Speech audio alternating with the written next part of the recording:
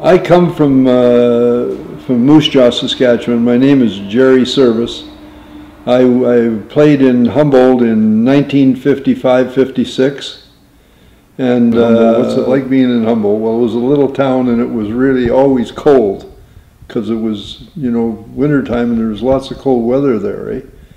And the other thing, big time, is the players always met every day before they went to the rink to practice in the morning. We always met at a place called the OH-10, which was a restaurant. It was a Chinese restaurant. We always went there, and they had one of those music things that you could play music, put money in and play music. And then we go to the rink and practice, and after we were through practice, then we would go to the post office, because everybody had a little mailbox, and guys used to go and just check their mail. And it was just a small little thing, but we'd each sort of just walk together as a group of players hanging around with each other all the time.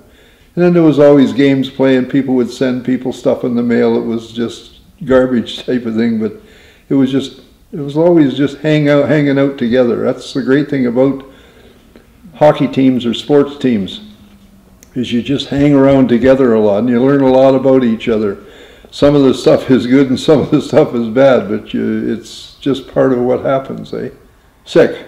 I was just sick. I just, you know, there's no other way to explain it, because I was involved in a bad accident coming out of Flin Flon, where a couple of our players and a manager were hurt really bad, and we had to take them to the hospital in Swan River.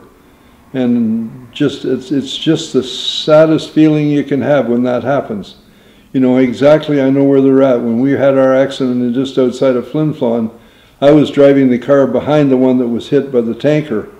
And when I finally got my car stopped and it was all ice and slippery and everything else, I got out of the car and started walking towards the car that was hit, and it was down the ditch, and there was guys coming out of the ditch bleeding, and I know exactly the feeling, and it's just a terrible, terrible feeling. And so I know exactly where they're at out there, and it's sad, sad, sad, and it's going to take a long time for those people to put that in some kind of perspective, and I don't know what kind of perspective you can put in. I was lucky there was nobody killed in our accident.